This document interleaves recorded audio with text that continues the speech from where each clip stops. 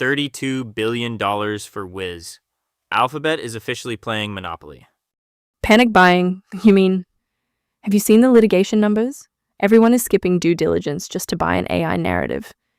Oh, come on, Wiz is a real cybersecurity asset. It's not a sloppy panic buy. Though I will give you the Netflix rumor. Wait, the $80 billion Warner Brothers whisper? Exactly. If that happens, someone needs a wellness check. But first, let's look at the footnotes on Google's shiny new toy. The rundown. $58 billion in an all-stock paper swap. Devon Energy and Coterra are just smashing their maps together and calling it a new oil and gas powerhouse. It's a powerhouse. You're looking at the ultimate scale play. Dealmakers are calling this an innovation supercycle. But in oil and gas, innovation just means buying your neighbor so you can drill cheaper. Innovation supercycle. I love when you use the pitch deck words. It makes me nostalgic. Hey, my banker PTSD is acting up. Give me a break. But speaking of bulking up, Danone just dropped $1 billion on Huel. Yes, $1 billion for the official meal replacement of tech bros who forget to chew. Honestly, great deal. Danone needs the protein portfolio, and Huel has insane brand loyalty. I'll wait for the Q3 earnings to see if that loyalty justifies a 10-figure valuation for powdered oats. Meanwhile, Mubadala Capital and TWG Global are taking Clear Channel Outdoor private for $6.2 billion, all cash. Billboards. The original pop-up ad, it's a classic private equity playbook. Buy it, strip the debt, digitize the good assets, sell it in 5 years. Exactly. Real cash flow, zero AI buzzwords, which brings us to Mastercard. They're buying stablecoin startup BVNK for up to $1.8 billion. See, this is the K-shaped market analysts keep talking about. Big tech and payments are just hoovering up anything that looks like the future. It's a brilliant repositioning. I don't buy it. It's completely reactive FOMO. Did you read the phrasing? Up to $1.8 billion means there are massive earnouts attached. They're rushing. Have you seen the spike in corporate litigation lately? You mean the post-merger disputes?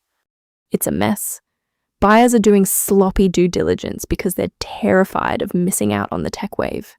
They close the deal, look under the hood, and realize the code is held together by duct tape. I bet Mastercard finds some ugly surprises. You're way too cynical. Sometimes you just have to buy the capability to survive. If Netflix actually pulls off this rumored $80 billion takeover of Warner Brothers Discovery, do you think they're going to audit every single script in the vault? Wait, 80 billion? That whisper is getting louder. It's practically a shout on Wall Street right now. But if we want to talk about massive tech consolidation actually crossing the finish line, we need to look at what just happened in Mountain View. The largest pure-play cybersecurity deal on record, $32 billion. Alphabet just bought Wiz, the big one. $32 billion. I just need to say that number out loud a few times to make it feel real. $32 billion for Wiz. It's staggering. Alphabet just officially finalized the largest pure-play cybersecurity deal on record, and they paid an absolute premium to do it. You sound offended by the price tag. I'm offended by the math. Look, Wiz is a great company. They secure cloud infrastructure, which is exactly the gap Google Cloud needs to fill. But $32 billion? The revenue multiples are completely detached from earthly reality. This feels less like a strategic acquisition and more like a panic buy. See, I'm putting my old banker hat on right now, and I completely disagree. It's not a panic buy. It's an innovation supercycle. Oh, please don't use the banker buzzwords on me. I'm using them because they're accurate. Look at the board level right now. You have this massive wave of tech consolidation. We tracked over $170 billion in software and AI-driven deals just in the last few weeks. Alphabet had to make a massive move. They're looking at Microsoft's security stack and realizing they need to build for absolute scale. Absolute scale or absolute chaos? Because I'm reading the footnotes on some of these AI deals and I'm looking at the post-merger dispute filings across this whole $170 billion wave. Corporate litigators are working overtime right now. Wait, really? Already? Yes. Everyone is rushing to close AI and cloud deals because of this so-called supercycle, and their due diligence is incredibly sloppy. They're buying the narrative, rushing the technical audits, and finding out 3 months later that the target's proprietary AI is basically held together by duct tape and open source code. Okay, that's actually hilarious. The lawyers always win. But you have to admit, this Alphabet deal perfectly illustrates the K-shaped M&A market we're seeing for 2026. Explain the K-shape for people who don't spend their weekends reading analyst notes. Top of the K goes straight up, bottom leg goes down. The market right now heavily favors these giant US-based technology-led transactions, mega caps buying massive tech players. Middle market deals, completely dead. The bottom of the K is just dragging in the mud. Which makes sense when debt is still expensive for the middle guys, but Alphabet has cash burning a hole in its pocket.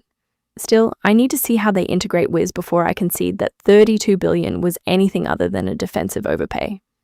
Fair enough. But if you think tech is the only sector throwing around mega billions right now, you aren't paying attention to the oil patch.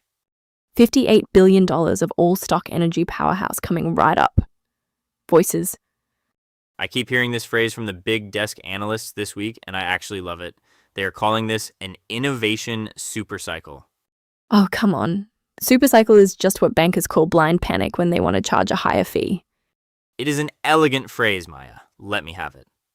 But seriously, the argument is that AI is forcing everyone to build for scale immediately. You either buy your way into the cycle right now, or you are obsolete by next Tuesday. Sure, but look at the actual data. The M&A landscape is not a supercycle for everyone. Analysts are calling it a K-shaped market. It heavily favors these massive US-based tech deals, while the middle market is basically stranded on the lower leg of the K, doing absolutely nothing. Which completely explains why Alphabet just dropped $32 billion on Wiz. The top of that K is printing money. Over $170 billion in software and AI deals just in the last few weeks. And here is the footnote on all that volume that nobody is talking about yet. Corporate litigators are working overtime right now. Wait, really? Already? Yes. There is a massive spike in post-merger disputes specifically tied to these AI deals. Buyers are rushing to close so fast they are doing completely sloppy due diligence. They buy an AI startup, look under the hood 3 months later, and realize the proprietary tech is just 3 guys in a trench coat using ChatGPT. That is the most accurate description of early stage tech M&A I have ever heard. You buy the hype, you sue over the reality. Exactly. So, I am putting a pin in this supercycle narrative until we see how many of these deals actually hold up in court next year. Fair enough. We will see if that sloppy diligence trend bleeds into the old school sectors, because we have some massive non-tech deals approaching the finish line tomorrow. Right, I am eagerly watching for the formal regulatory filings on Charter Communications. $34.5 billion for Cox. And Boston Scientific making a $14.5 billion move for Penumbra. We are going to be tracking both of those dockets closely. Spill the tea. I am looking at these court filings and I cannot stop laughing. People were so desperate to buy anything with AI in the pitch deck last year that they completely skipped due diligence. Hey, when the innovation supercycle calls, you answer the phone, even if you forget to ask to see the actual code. It is a disaster. Corporate litigators are probably buying second boats right now. Buyers are waking up, looking at the tech stack, and realizing they paid 10 times revenue for a glorified OpenAI wrapper. And now the post-merger disputes are flying? Classic banker FOMO. You do the deal first and figure out what you bought during integration. Well, speaking of FOMO, what are you hearing about this Netflix and Warner Brothers Discovery whisper? Oh, this is the juiciest rumor on the street right now. An $80 billion takeover. Netflix swallowing WBD whole. I actually love it. You cannot be serious. Netflix buying WBD? Have you looked at Warner's balance sheet lately? I have, and I am ignoring it because the narrative is beautiful. Netflix wants to win the streaming wars permanently. You buy HBO, you buy the Batman IP, you get live sports. It is the ultimate checkmate. Nate, they would be buying a declining linear TV business and a mountain of debt. Netflix has spent 5 years getting their margins right. Why would they strap a $40 billion anvil to their ankles just to get the rights to Aquaman? Because scale is all that matters in a K-shaped market. The big get massive. Netflix has the equity to pull it off. It is an $80 billion bailout for David Zaslav. I refuse to believe Netflix is even taking that meeting. I need to see a term sheet before I spend one more second on this fantasy. Fine, be a skeptic, but when the paperwork drops, I am framing it. I will bet you lunch it never happens. But speaking of actual term sheets that might drop, we have some real mega deals inching toward the finish line tomorrow. Yeah, my eyes are glued to telecom and medtech. We are waiting on formal regulatory filings for Charter Communications swallowing Cox for $34.5 billion. And Boston Scientific's $14.5 billion move for Penumbra.